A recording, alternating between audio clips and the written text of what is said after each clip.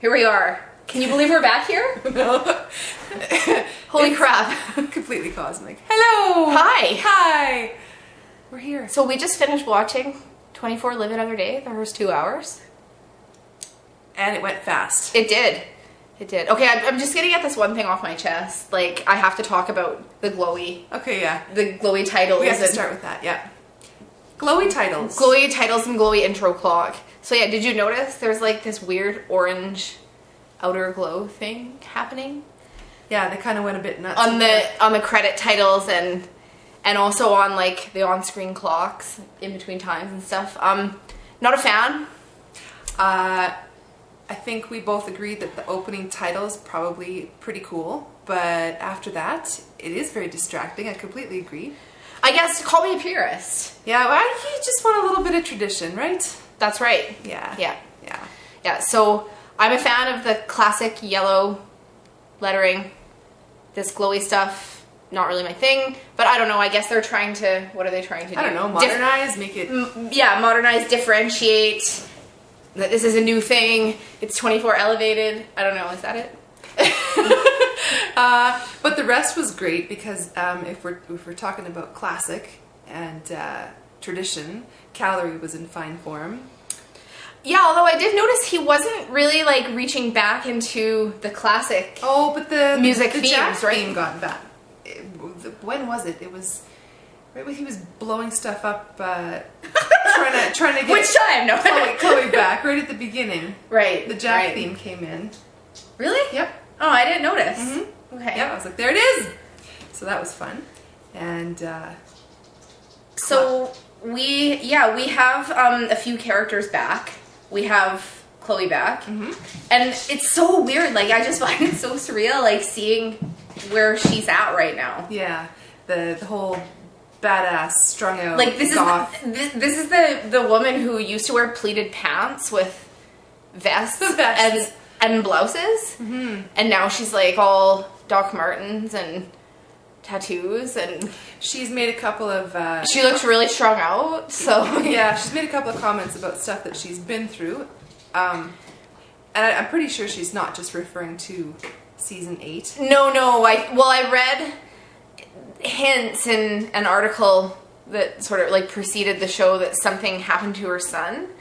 Oh, because remember, she had a husband and son the last time we saw her, right?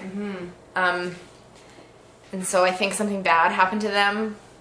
And so maybe that's kind of like what set her on the downward spiral. But yeah, she looks really strung out. She totally looks like a drug addict. yeah, but I like her this way. I like the edge. And I think that as our characters and actors get older... Yeah, we're noticing Jack's wrinkles, and Audrey is obviously like noticeably older, and Heller, of course, is noticeably older. But we are also... We are not noticeably older. No, we're not. We're well-preserved specimens. Yeah, we're a couple of fangirls pushing 40. Shut up. Okay. So I don't know if I really have any like super insightful comments about anything. I found that it was tight. And it was, I found that the stakes were adequately high. I liked how you called the chick at the end. What was her name? Did we find out her name? Kate Morgan. No, not Kate. Oh, yeah, the Russian chick. The Russian dangerous slut chick. Yeah, right before she like walked into the bathroom and stabbed that guy at the very end, I said to Kat, I'm like, this woman isn't what she seems. Yeah. But I don't know, I mean, maybe that was obvious, because I probably wasn't the only one who was saying that. Yeah.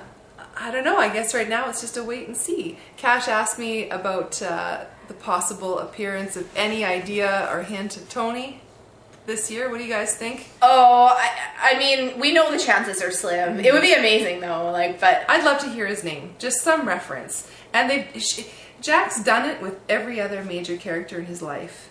Well, what's so interesting is that Jack was like so pissed at Tony at the end of season 7 because he became a terrorist for the sake of his own personal revenge. And then Jack did the exact same thing in season 8, pretty much, which is why he's a fugitive now. But then he like comes in and starts like getting all sanctimonious on Chloe's ass. Like, yeah. like he doesn't approve of the people she's hanging out with. Well, yeah, they're kind of like they seem sketchy and stuff, but Jack's not really one to talk, right? Yeah. I don't know. Jack had his moments. Then they retreated into damn it and his... I was telling Kat, like, at times the whole damn it thing has just become like a bit comical, almost. Yeah. Like, yeah, it has. that last one, like, where he gets in the car, I like, just damn it! And I just started laughing, and I turned to her, I'm like, it's funny, right? Like, it is. Yeah. Just gotta find another word. I would love to hear him just drop a F-bomb once. Well, but it's not gonna happen. It's not gonna happen on network television. No. An outtake. Has he ever said that? Has he ever said any other swear word in any outtakes you've ever seen? Well, no outtakes. There's no... But it's basically like, damn it or son of a bitch, or really the two standbys. Damn it or son of a bitch, when things aren't going well. He looks good though. He's obviously been training. Yeah, he said that he had to. He said that he had to work out like a madman so that he wouldn't come back as like old Jack Bauer. But you know, he is old Jack Bauer. Yeah.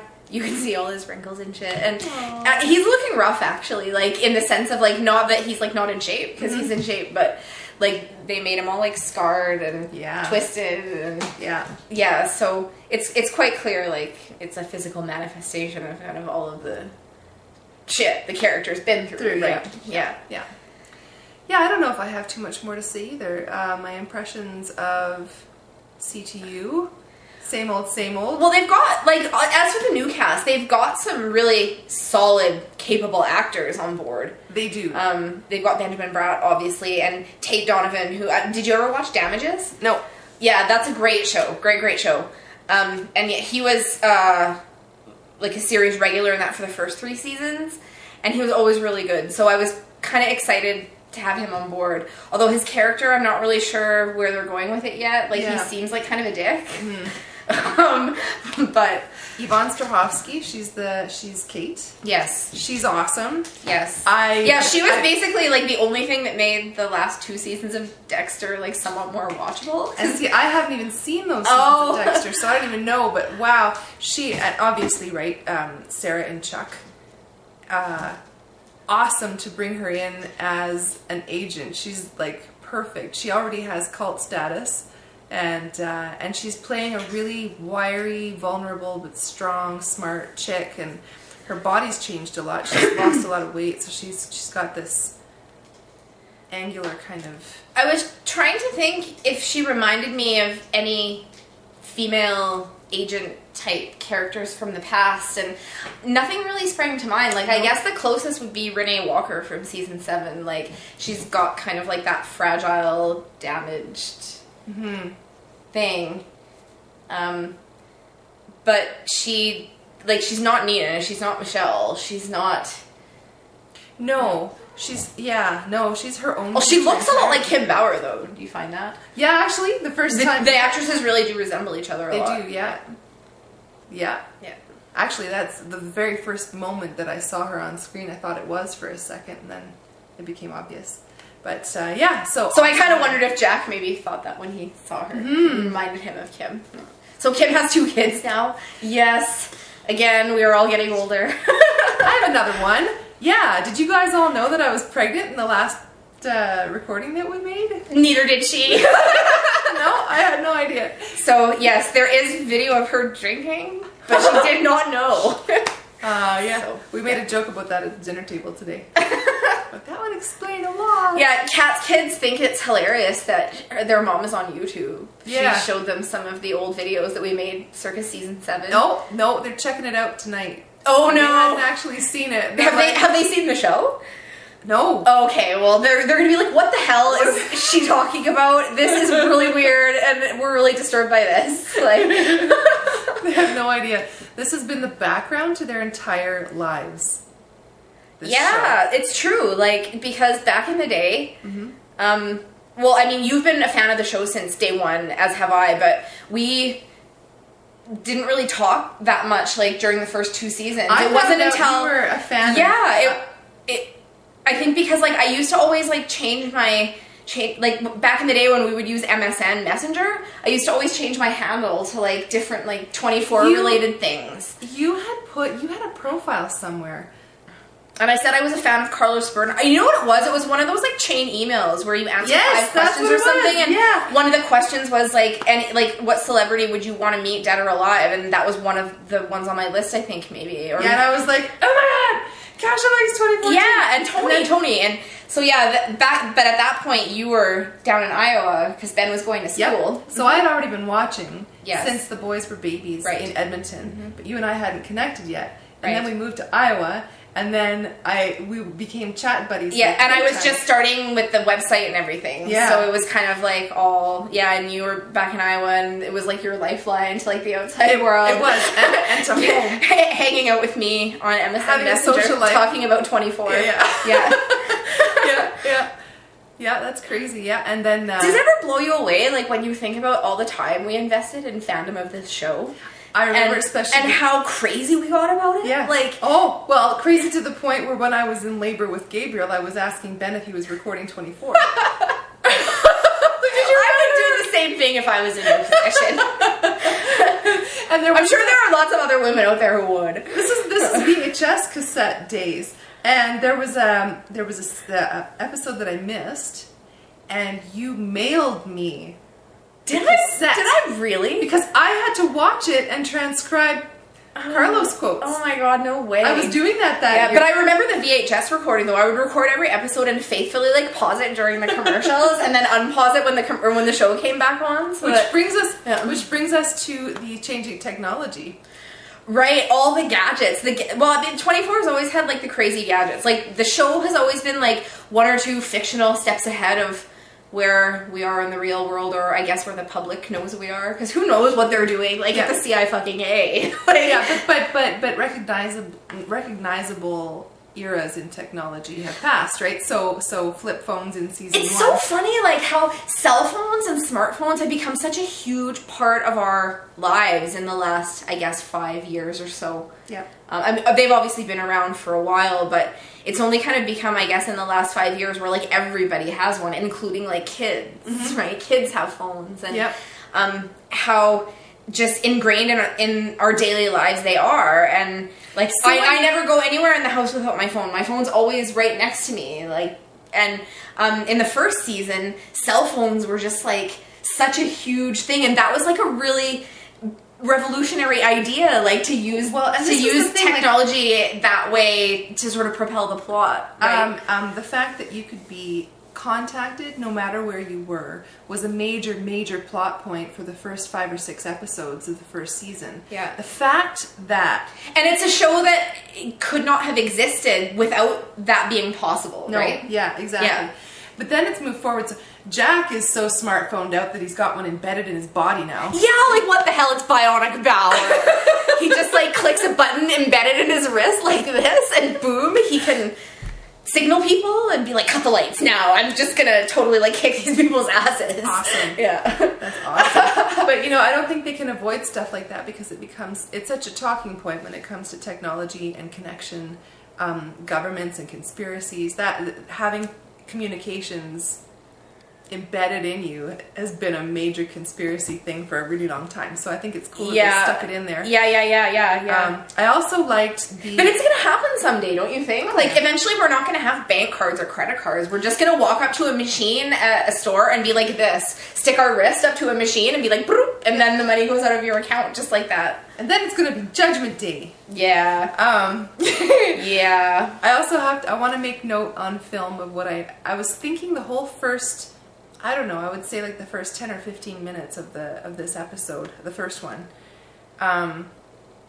Okay, here's some guys jumping around in a warehouse with guns. What am I following here? Am I following what's going on? And then it made me think about episode 1, season 1.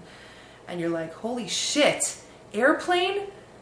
Like that whole first sequence in the airplane in the first season, that was the first bit of the show. Yeah, when Mandy blows up the plane to kill the photographer so that the lookalike who's been plastic surgery to look like him, Belkin, Belkin and fake Belkin, so that fake Belkin could take his place at the Palmer breakfast and assassinate the president. Yeah, so that whole first and frame Jack for it. Yes, that all blew my mind. And frame Jack for it, right? So there's a little bit of Jack conspiracy going on right back then. But yeah, falling out of the airplane. That whole thing, the stakes were so high. It was like an airplane. I'd never seen that on TV before, and it blew my mind from minute one. I was a little bit like, they need to do something a little bit less conventional than running around in a warehouse with guns this time. What's going on here? And then they totally redeemed it by blowing Jack up through the road. Which is awesome. Yeah, I think you said something like instead of top down, it's bottom up. Yeah. Which is brilliant. I'm happy about that. That was great. Yeah, Jack didn't have a single line of dialogue until like 45 minutes through the first episode. 45 minutes? Yeah, it was like, because I remember the clock booped and it was like 11:40 or something, and then they had a scene, and then it cut back to Jack going, like busting in, or like, because he's been transferred now from the CIA offices down to special activities, which sounds really ominous. Yeah, and then, where was I going with this? Jack no dialogue. Oh yeah, Jack no dialogue, and then he busts in, and then he asks where Chloe is, and that's the first thing he actually says. Yeah, he was all whispering. It was just all glares, like Bauer death glares before that. Yeah. Yeah, I don't know. I mean, there's not really like too much like super hardcore in-depth analysis because they're still setting the stage for what we're about to see. Like, I'm really happy with the quality of major actors that we've got. The casting's been really exciting so far. I'm sorry, what's her name? Michelle Fairley? Yeah. Yeah, well, everybody, like, Game of Thrones is, like, the big it show right now, so obviously, like, everybody knows her from that. Yeah, but honestly, I was thinking more about the Bourne series with her, and I think I really like that they're pulling Was she in the original Bourne movies? Because I saw the first Bourne movie, but it was a long time ago, and I was really hungover at the time. So she was the one at the end. She was the chick in control of the whole CIA operation. Okay, the whole time. Okay. Yeah, I don't know. I totally wouldn't remember that. So, but the first three Bourne movies, like the Bourne trilogy, whatever, it's on Netflix. So I've been meaning to catch up on that, just as a totally off-topic sieg. But anyway, no, I thought that was brilliant. I like how they're pulling in CIA and spies from other shows into this one. It's awesome. Yeah, the guy who is playing, like, I guess, like the head of field ops for the CIA, he was on Alias. That's the same. Did you watch Alias? He was like the Bumani character in the third season of Alias. I think I might have watched 2 episodes. Okay. Yeah, he's a good actor. They haven't really done a lot with him yet. They haven't like had a chance to flesh him out yet. He's just kind of like seeming like the antagonist to the Morgan character, who I think they're setting us up to root for, because she's like kind of like the Jack Bauer of the CIA, like the one person who has all these like outlandish theories that totally turn out to be true because she knows exactly how these people's minds work. Yeah. No, I guess probably like the most interesting thing for me was what's happened to Chloe, where she's at. Didn't really feel the Bauer yet. No, I don't think that the stakes are personal enough like, yet. There were a few little scenes where Jack's all like, oh, I have no friends. And oh, there's no going back for me. And yeah, we know that, right? But I'm not feeling it yet. Yeah, it has to get personal for him, and it's going to. Obviously, they've already invoked Kim's name, so...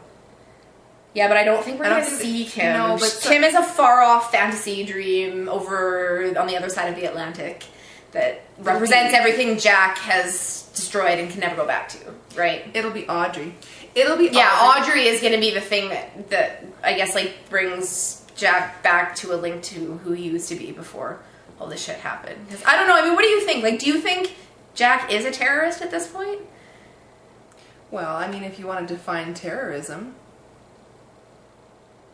I guess he would. I mean, it's hard for us to say that because we've seen this character go through everything he's been through, you know, in the 8 days of his life so far that we've seen, and 14 years or... The only thing that defines terrorist, of course, in our political climate is somebody that doesn't adhere to our particular agenda, doesn't protect us, but they're perfectly 100% committed to theirs. And right. And the definition keeps moving, doesn't it? Yeah. Yeah, so, I mean, you can call him that. I mean, maybe he is. Maybe Tony was. But it's really hard for us to actually say that and believe it, right? One thing I'm interested in watching now is going to be Heller and Audrey. Heller has a slow decline mentally that's been set up for him. That's unavoidable. Audrey has a return from a mental breakdown. And she's going to have to face that again and struggle against it because she has some agency in it. She's not, when she meets Bauer again, that'll be threatened. Her mental state will be...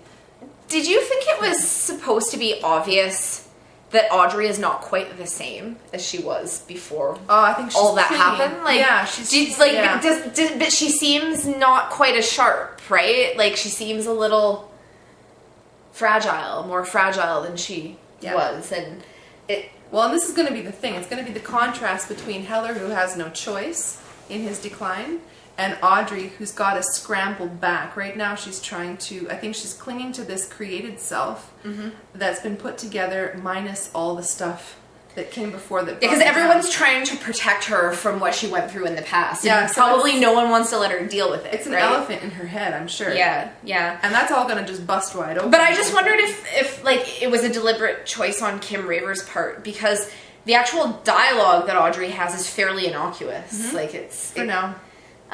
So she hasn't really told us very much about what's going on in her mind, but I just thought it was kind of just these little cues in her performance that suggest that she's not the same. She's been broken and glued back together somehow, and she's not the same. She never will be. Yeah. I don't know. I think I'm going to see a lot of strength coming from her halfway through. Well, they have to use her. Like, they definitely have to use her further into this story more than she was used in these two sort of intro hours, right? Because she's not really doing much of anything notable. It's sort of like, yeah, she's there for her husband. Yeah, she's there for her dad. Yeah, she'll worry about her dad and she'll worry about this and that. But it's not going to be until she finds out that Jack's back. One thing I like about 24 and the writers that they've managed to do pretty consistently over the whole series is link what's going on in the 24 universe, obviously, to what's going on in our world. Just a couple days ago in the Journal, they were talking, it might have even been yesterday. The Journal is our local paper. The Edmonton Journal was talking about, they had some kind of article about how, who was it they were talking about now? Canadians or some large group of people were not feeling great about unmanned tactical weapons, particularly talking about drones and how ominous they were and their intelligence and right and well, yeah, it's sort of the thing du jour, right? Yep. So I just thought it was kind of weird. I just read that 2 days ago. No, well, I mean, the show has always done that. It's always kind of been timely that way, echoing the sort of anxieties of our culture. When it comes to the other thing too, conflict and the threats States. And right now everybody's worried about Ukraine and World War III, and they uttered World War III. No, they didn't. That was in the trailer. They didn't talk about a world war in these two episodes, did they? I didn't recall. No. But they were showing it in that trailer, but maybe that's coming up in the next one. Coming up, yeah. Because that certainly was not in the public mind in the last... No. And like Chloe's situation, she's very much like a Snowden type figure, which is, I mean, the showrunners have even made that comparison themselves, right? So it's not any kind of great insight or anything. But no, it's just... but it's just, again, like reflective of our time and echoing our time. But I'm really curious to find out more about what's happened to her over the last few years, because she is a completely different person. Like, she looks completely different, and I wondered aloud to Kat while we were watching, I said, you know, maybe this whole thing is like an effort to kind of like shed her skin in a way, like shed the identity that she was before, or the person that she conceived herself of as before, and reinvent herself, not only, I guess, personally, emotionally, to separate herself from the past and whatever's happened, but also because she's like underground now and she's in hiding and she's wanted by the government. So lots of the pictures and background info that they would have on file on her would depict someone completely different from who she's representing herself as now, because it's very weird that someone would live their lives as one person like for so long and then just like organically change that drastically. There was a drastic change. And like I was mentioning before, she's putting herself together in a world that she can commit herself to, because she's always been a person who's totally committed to something unavoidably compelling. And that was Jack before. All of Jack's missions, she was perfectly faithful I think to. at first maybe not, like before her and Jack got really close, I think maybe it was more like the challenge of the work. Like she got off on hacking and she got off on being able to do things that no one else could do that's true. In that realm. Yeah. And it wasn't until she, like the events of season 3, I guess, like that sort of like major crisis in season 3, because she, like where her and Jack kind of like started to form their bond, and then obviously it grew stronger with each progressive trial and tribulation they had to face together, right?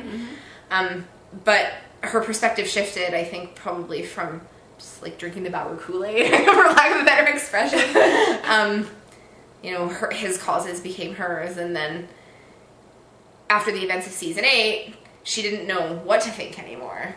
She didn't know what to believe in anymore, and so something happened that pushed that over the edge, though. Like, I don't think she would have turned against her government and started thinking like the way she was talking reminded me a lot of probably where Tony would have been in his mind, and kind of like logic and justification and rationale, I guess, right? Yeah. So it's kind of funny because like Chloe's like dark Chloe now, with like the dark haircut and the dark gothy clothes and the tattoos, and okay, just so like talking about dark, yeah. And you talk about Tony, we have to talk about Tony, and I have to talk about the soul patch. Oh God, yeah, the soul patch guy. Yeah, so one of the CIA minions. See, look, CTU. Yeah. Yeah, old habits die hard, I guess, but no. One of the CTU minions, like the guy who was helping the Kate Morgan character, has a soul patch, although his hair is nowhere near as cool as Tony's. No. But yeah, what is up with that? Because that is sad. Sad looking soul patch, man. If you're trying to emulate the great Tony Almeida, you'll have to do better than that, my friend. Oh, goodness. So, what do we think is going to happen in the next episode? Okay, so where did we leave off? Heller's going to have a press conference, is he not? That means we have to drink, because every time the POTUS holds a press conference... Oh, no, I thought he was going to go talk to British Parliament. Yeah. Oh, yeah, speaking of which, I was saying the fact that the British Prime Minister's name is Alistair is freaking awesome. Because it's just like, no one who's not from England is named that. It's so British. Yeah. So it's good. And yeah, I guess like the guy who plays him, Stephen Fry, he's like real big in England. Oh, he's huge. Yeah. He didn't have a lot to do in this episode, but like the death glare that he shot Heller across the room when his military guys told him about like the whole snafu. Yeah. That was pretty good. That was pretty awesome. Yeah. Looking forward to seeing more from him in the conflict. I'm eager to see more communication between Jack and Kate, because she's obviously gonna have her wheels turning now. Well, she probably believes Jack. Oh right? yeah, for sure. It all makes sense to her. She saw the whole thing happen. Yeah, because Jack obviously came in there with an agenda, and Chloe was part of it. And so when he says it's not me that's targeting the president, it's this guy. Yeah. She believes him. Yeah. So she's gonna have to work against the bureaucrats above her, like the Ryan Chappelle-like people, because that's kind of who her boss was reminding me of the whole time, is Chappelle, right? Yeah, oh for sure. Though not as smarmily awesome. There's nobody really smarmy in this one. The actor who plays Ryan Chappelle is on Nurse Jackie now, and it's a totally different character. Talking about different characters, all the different times I've seen Aaron pop up in TV. Oh, I know, but he always plays like weird military guys, right? Yeah. And his roles have been getting worse. Like, I know. Baddies. Maybe he's like, he wants to take these like villainous roles to kind of separate himself from getting typecast as like the Pierce type. Yeah, I don't know. That really is a career-defining role for him, right? It really is, yeah. He was lucky to find Pierce, and that the fans love Pierce so much. What else? I don't know. We're gonna see more from the bad girls at the end, who have this device. Oh yeah. I was super pumped when like the dumb Russian mail order bride turned out to be a high-level British terrorist operative. Yeah. Awesome. Yeah. I was like, wow, that guy got danger slutted good. Mm-hmm. Oh yeah. Great way to kill him too, hey? I know, knife right in the ear. Awesome. Yeah, I don't know. I'm just looking forward to it, I guess. I'm happy about this season so far. Yeah, I mean, I don't know. Like, I don't think that it's gonna be possible for us to reach like the same insane levels of fandom that we did with season 7 just because of the Tony factor. I'll bring a bunch of Red Bull next time. But very good. I don't know. I'm willing to like take it for what it is and have fun with it. So yeah. Again, like this was really just like stage setting 2 episodes. Let's establish the new characters and their dynamics and what's going on. Let's figure out a way to get Jack back into it. Oh, I thought it was interesting, like how Jack basically like came back not to save Chloe, but to use her, right? Mm-hmm. To get really... That's why he said to the guy in the van, "Oh, like I thought." Like he says to Jack, "I thought you said she was a friend," and then Jack says, "I don't have any friends." Well, I think that that's really deliberate. The whole time that I saw him doing that, I can see him knowing that anybody that's close to him, anybody that's connected, is in immediate danger. Mm-hmm. And it wrecks their whole entire life. Not their life even, but the life of everybody they love too. So he'll do what he can to put those people in a position where they're not being friends to him. Right. By pushing Chloe in that way, he's coerced her, he's forced her, and she hasn't endangered herself by befriending him in that way. Like he's forced that distance to keep her safe. Yeah, makes sense, right? He's like, he doesn't want to go in there and try and play on their past history. He went in there kind of hostile, actually, like probably. Well, and he's thinking like, I want there to be some separation between what I'm doing and her, even though her life is obviously a complete fucking disaster right now. Yeah. So it's not like he's really like all he's doing is adding fuel to the fire that's already been burning for a while, clearly. Yeah. So yeah, they're basically gonna like chip away at Chloe's soul the same way they did with Tony, right? And turn a formerly very righteous character into something that's a little more morally ambiguous, I guess. Yes. Yeah. I'm missing right now the sex appeal of Michelle and Tony. Yeah, well there's no like romantic sparks. That will come, like, once Jack and Audrey come back face to face with each other, because you know it's going to happen. Mm-hmm. Like, I think that's really where they're going to find an emotional foothold into the story for him. Yeah. Yeah. Unless Jack and Chloe finally do it, which could also potentially happen. You think? Would they? All the black makeup. Could they possibly finally do it? They're a perfect pair, but I don't think they're a romantic pair at all. No, of course not. But I don't know. Maybe like, do you not think that maybe there's like a piece of Chloe that's been in love with Jack all this time? Absolutely. Yeah, for sure. Yeah. That's not even a question. Yeah. So yeah, well, it could happen. Anyway, I guess we'll wrap up for this time. Yeah, I don't think of anything else to add. Bringing the nostalgia back, making the video. Watching the show. Hi everybody again. I really do truly hope that they will deign to bring back Tony Almeida. It would be so great if they did. It'd be so amazing. I'll be happy with a name mention. But if they don't name drop him, they didn't name drop him at all in season 8. I was just like, what is going on? Like, you resurrect his ass in season 7, and then they didn't. They leave him alive. Because you can't kill the guy twice. I mean, come on, that's just getting a little outlandish. Yeah, so he's out there. Mm-hmm. Well, he's in prison. Yeah. He's in prison. So, I mean, in the US, presumably. But, I don't know, this is 24. The writers can do whatever. So I'm sure that if they were really determined to bring him back, they could figure out a creative way to do it. So we're still hoping for it. Still not giving up. Even though it's looking pretty unlikely right now. That's okay. We can still talk about soul patches and Cubs mugs. Cubs mugs. All right. That's it for now. Thanks for tuning in. See ya. Bye.